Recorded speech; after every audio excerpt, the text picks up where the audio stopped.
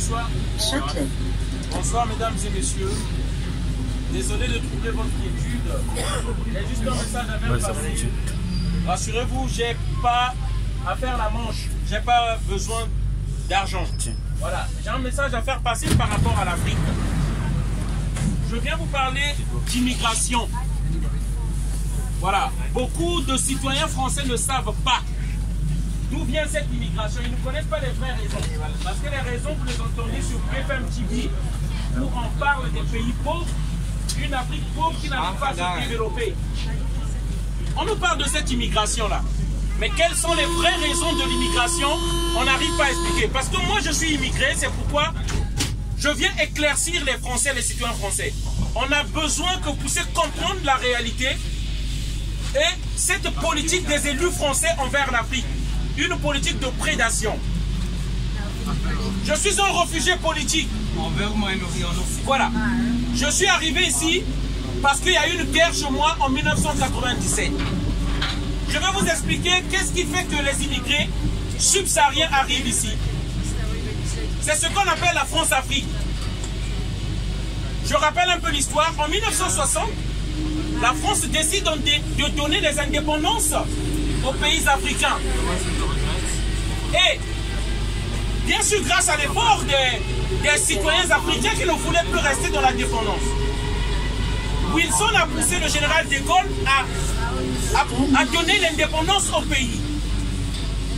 Et pendant la Deuxième Guerre mondiale, Charles de Gaulle convainc Félix Éboué, donc gouverneur de l'Afrique équatoriale française, si les Noirs, les Africains venaient se battre pour la libération de la France, ils iront au fur et à mesure vers l'autonomie, vers l'indépendance. C'est pourquoi ces Africains sont venus mourir pour la France. Mais comme toujours, on veut utiliser les Africains, on ne leur a jamais donné l'indépendance. Et de Gaulle va donner les indépendances sous condition. Il va dire que je vous donnerai l'indépendance si vous acceptez que les bases militaires françaises soient en Afrique. Je vous donne l'indépendance si vous conservez une monnaie qui sera fabriquée en France. Cette monnaie, on l'appelle le franc CFA, le franc des colonies françaises d'Afrique. Tenez-vous bien, cette monnaie est créée en 1945, donc à l'époque coloniale, pour les intérêts de la France. Et cette monnaie rapporte à la France chaque année, jusqu'à nos jours, 444 milliards de dollars. Parce que beaucoup se posent la question, d'où vient la pauvreté des Africains?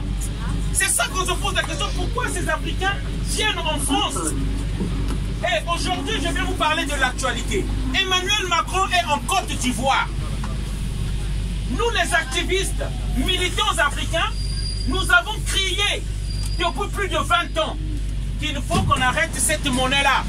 Cette monnaie est le vecteur du nazisme monétaire, de la pauvreté des Africains.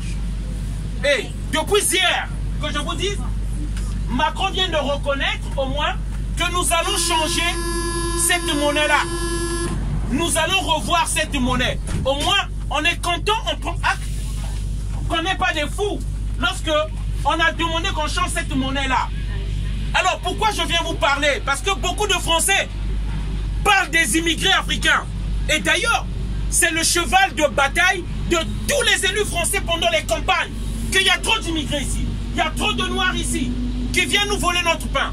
Mais je tiens à rappeler, les Africains, en France ici, vous n'avez pas le cacao. En France. Mais chaque matin, on prend du Nescafé, on prend du café. Ce cacao-là, 60% vient de l'Afrique. Et ça vient du Ghana qui produit 20% et la Côte d'Ivoire produit 40% et d'autres pays africains. Mais ici, c'est ici qu'on vend le cacao plus cher. Ici, il n'y a pas le pétrole pour le gouvernement de la France.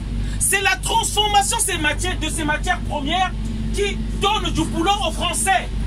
C'est pourquoi je tiens à dire qu'il faut respecter ces Africains qui sont là. Même si on ne peut pas l'avouer. C'est l'Afrique qui procure du travail à la France et non le contraire. Alors, le message que je viens porter ici ce soir, chers amis, ce que je viens porter ici, l'Afrique va se développer sans la France si on nous laisse tranquilles.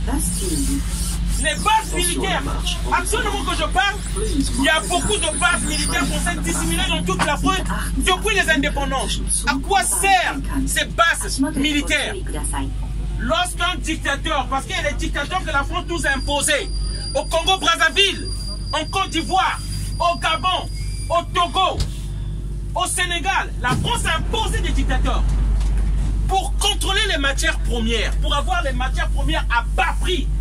Sinon, je vous dis, et en vérité, le pétrole, ou plutôt l'essence, vous ne l'achèterez pas à 2 € ou à 1,50 €.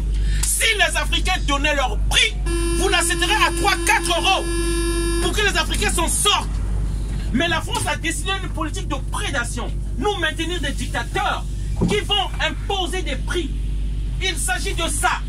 Oui, madame, vous voulez dire? On ne prend pas l'indépendance parce qu'on est, c'est ce que je suis en train d'expliquer ici. La France, par exemple, en 1997, je viens du Congo-Brazzaville. La France donne les armes à un dictateur pour venir faire la guerre et enlever un président démocratiquement élu qui s'appelle Pascal Lissouba, que nous avons voté. La France, quand nous parle des valeurs, ils ont 2 discours. Le jour, ils nous disent la démocratie, les valeurs, les droits de l'homme. La nuit, ils partent soutenir les dictateurs. C'est ça la réalité. Tous ces élus français qui sont ici, ils partent en Afrique, qui sont leurs amis, ces dictateurs, pour prendre de l'argent, pour prendre les mallettes d'argent. Et pour dire que nous allons vous soutenir pour que vous restez en place et vous opprimez. Moi qui vous parle là, je suis le témoin vivant. Je viens d'Afrique, je suis réfugié politique et j'ai quitté là-bas parce que la France nous impose des dictateurs. Moi qui vous parle là, je suis cet Africain-là qui vit avec sa mousse, sa maté-là. Pendant qu'on bombarde sur nous, les Africains ne fabriquent pas les armes. On ne sait pas fabriquer les armes. C'est la France qui fournit les armes d'Afrique.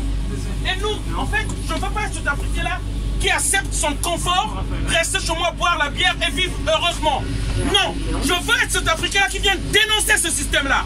Peu importe ce que j'ai à perdre, même ma vie, mais je viens dire ici qu'il faut que ça s'arrête. C'est un jeu qu'ils jouent avec les dictateurs africains et qui pousse cette immigration ici aujourd'hui. Nous, on a notre venir en Afrique et on veut y rester. On veut rester en Afrique. On ne veut pas ici ce froid-là, on n'en a pas besoin. On veut rester en Afrique et qu'il faut que la France cesse ce jeu-là. Voilà le message que je voulais faire passer. Bonne soirée à tous, merci encore.